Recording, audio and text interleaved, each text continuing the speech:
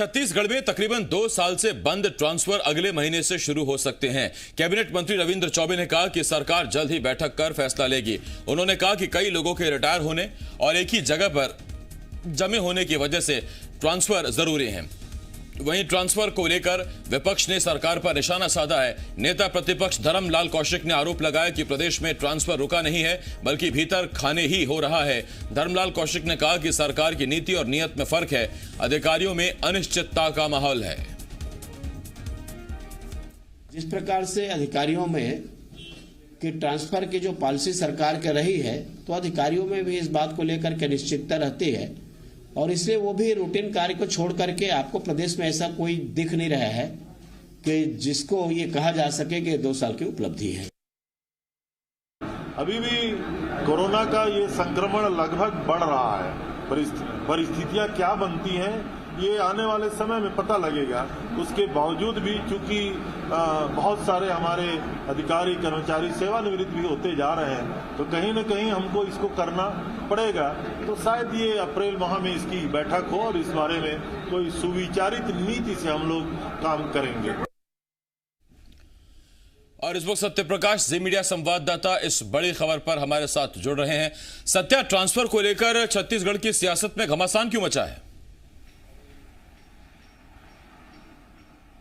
देखिए, घमासान इसलिए मचा है कि बीजेपी लगातार पिछली दफा सरकार बनने के बाद छत्तीसगढ़ में कांग्रेस की इस बात को लेकर हमलावर दिखी कि उद्योग कहीं ना कहीं ट्रांसफर का चल रहा है। ट्रांसफर उद्योग का आरोप बीजेपी लगातार लगाती रही और इसके साथ साथ से भी कहती रही कि पैसे ले लेकर ट्रांसफर हो रहे हैं क्योंकि पैसे कमाने के लिए ट्रांसफर हो रहे हैं। तो एक बड़ा आरोप बीजेपी लगाती रही और बड़ा विवादों में जब कांग्रेस की सरकार बनी उसके बाद जो थोक भाव में ट्रांसफर हुए वो कहीं ना कहीं छत्तीसगढ़ में बड़े सियासी विवाद में रहा।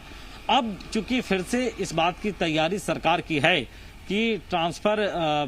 नीति नई जो है वो लागू किया जाए, इसके लिए एक बड़ी बैठक भी अगले महीने प्रस्तावित है, जिस बात की जानकारी खुद मंत्री रविंद्र चौबे दे रहे हैं। लेकिन साथ साथ इस बात की भी जानकारी है कि ट्रांसफर के लिए नई पॉलिसी के साथ साथ बड़े थोक भाव में ट्रांसफर के लिए तैयारी सरकार स्तर पे लगभग पूरी हो चुकी है और कहीं ना कहीं बैठक एक होगी और उस बैठक के बाद ये तारीख तय कर ली जाएगी कि आखिर किस तारीख से लेकर किस तारीख तक ट्रांसफर होने हैं। क्योंकि पिछली दफा भी जो हुआ था लगभग उसी तरह से हुआ था और बड़ी तादाद में आसिफ हमने देखा था कि किस तरह से कांग्रेस कार्यालय में जब मंत्री बैठा करते थे तो कांग्रेस कार्यालय से लेकर और मंत्री के सरकारी बंगले से लेकर दफ्तरों तक कैसी भीड़ रहा करती थी और उसमें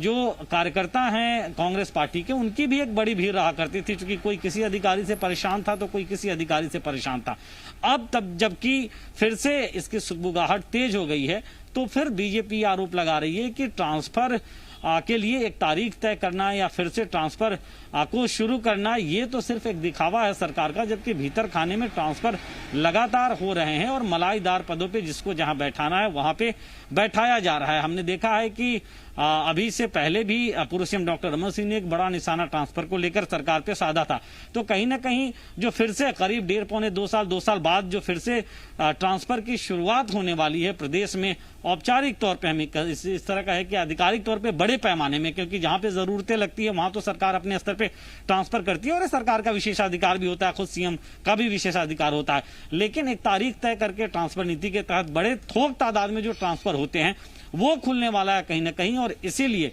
लगातार जो आरोप बीजेपी लगा रही थी अब फिर से बड़े आरोप लगा के सरकार को कहीं ना कहीं इस पूरे मसले में कटघरे में खड़े करने की कोशिश है। सत्या, एक तरफ सरकार बता रही है कि रिटायरमेंट की वजह से और एक ही जगह पर अधिकारी कई साल से जमे हुए हैं इसलिए